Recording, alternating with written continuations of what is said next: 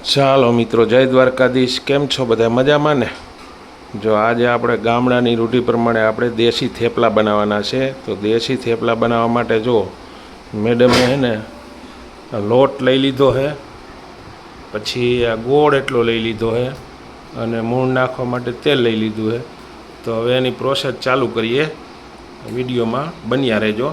જો અત્યારે ગોળને હે ને વ્યવસ્થિત રીતે ડોઈ નાખે, એટલે ટૂંકમાં ગોળ ઓગાળવાનો પાણીમાં, જે આ રીતે. એટલે પછી લોટ બાંધવાની આપણે પ્રોસેસ ચાલુ કરીએ. અને આ વસ્તુ છે ને ગામડામાં સાતમ આઠમના તહેવાર ઉપર માણસો બહુ બનાવે. એમ કે મીઠા થેપલા છે ને મેળામાં કે ક્યાંક જવું હોય ને તો મસ્ત ખાવાની બહુ મજા આવે. તો એ ગોળ આપણે એને ડોઈ નાખ્યો છે. હવે લોટ બાંધવા માટે એમાં મૂળ નાખવાનું છે. અને જો અડધું પાવરું જેટલું નાખવાનું મૂળ, પછી લોટ બાંધી લઈએ. લોટ બાંધવા માટે છે ને આ ગોળના પાણીનો જ ઉપયોગ કરવાનો, એટલે એને મીઠા થેપલા કહેવામાં આવે છે. જો આવી રીતના છે ને ગોળ નાખી અને પછી લોટ બનાવે છે. હવે એમાં જો આ ગોળવાળું મીઠું પાણી જ વાપરવાનું, બીજું કાંઈ વાપરવાનું નહીં.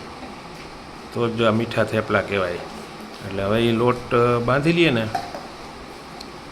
પછી આગળની પ્રોસેસ આપણે ચાલુ કરીએ.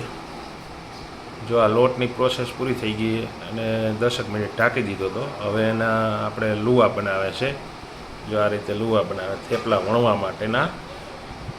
તો આગળ આપણે જોતા રહીએ વિડીયોમાં કઈ રીતે બનાવે છે. તમે પણ જોતા રહેજો કે વિડીયોમાં કઈ રીતે બનાવે છે એમ. જો હવે આ થેપલાની પ્રોસેસ કેવી રીતના કરે છે એ આપણે વિડીયોમાં જોતા રહીએ. આ ગામડાના છે ને, ગામડામાં સાતમ આઠમ માથે માણસો છે ને જો આ આઈટમ વધારે બનાવે છે. અત્યારે તો બહુ ઓછું થઈ ગયું મીઠાઈ ખાવાનું. પહેલાં તો આ લગભગ મણના થેપલા બનાવતા. 1 મણ લોટ હોય ને 1 મણ લોટના થેપલા બનાવતા. આપણે અસરત થતી એમ કે આ કઈ રીતે આ રીતે બનાવતા છે, એટલા કેમ ખવાતા છે.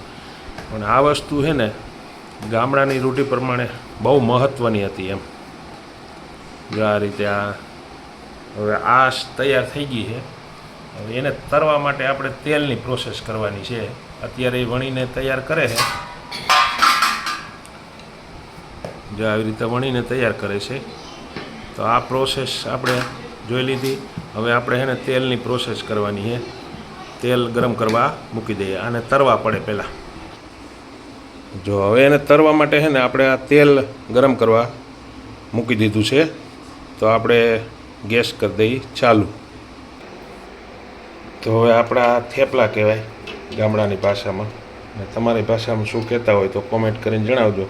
હવે આ થેપલાને છે ને આપણે તેલ આવી જાય એટલે આને તરવાના છે. જો પહેલાં ટ્રાય કરીને જોઈ લઉં. તો હજી તેલ આપણું ગરમ થાય છે. ગરમ થાય જો હવે ધીરે ધીરે ઓલું થાય છે, એટલે 2 મિનિટ જેટલું ટાઈમ લાગશે. તો હવે જો આપણું તેલ ફૂલ આવી ગયું છે. હવે એમાં આપણે એડ કરીએ થેપલા. જો આ રીતે. અને આમાં છે ને ફૂલ તેલ જ રાખવાનું, એટલે તેલ તમારું છે ને ઓછું ઓલું કરે. અને છે ને ફટાફટ આને હલાવતું રહેવાનું.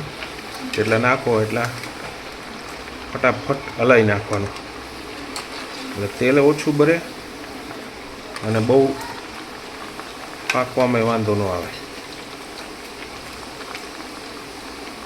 જો આ રીતે આપણા થેપલા જો આ રીતે બને મસ્ત એક નંબર એમ.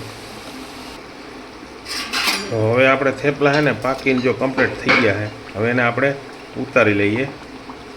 જો એટલા લાલ થવા દેવાના. તો તમારે છે ને ક્રિસ્પી, અને 8 દી સુધી તમારે આને કાંઈ થાય નહીં. ત્યાં સુધી તમે શાક છે પછી દહીં છે બધી સાથે તમે ખાઈ શકો. આ એવા થેપલા બને. આ કાઠિયાવાડી ભાષામાં તો અમારે અને થેપલા કહીએ. તમારે શું કહીએ એ તમે કોમેન્ટમાં જણાવજો.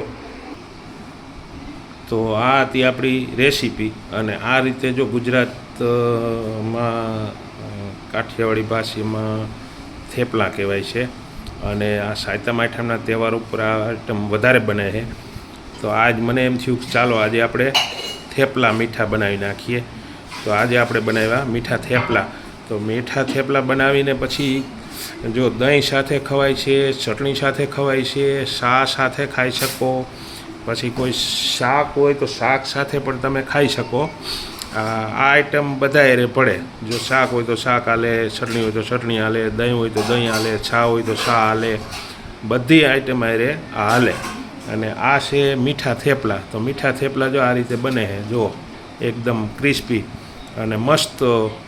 અને કાઠિયાવાડી ભાષામાં તો આને અમારે થેપલા કહીએ છે. અને તમારી ભાષામાં તમે શું કહેતા હો ને તો એ કોમેન્ટમાં જરીક જણાવજો કે આને શું કહેવામાં આવે. અમારે તો થેપલા કહેવામાં આવે છે. અને આ અમારી હતી રેસીપી. તમને કેવી લાગી તો લાઈક શેર કરજો. અને અહીંયા સુધી આવ્યા હોય ને નવા ચેનલમાં હોય તો સબસ્ક્રાઈબર જરૂર કરજો.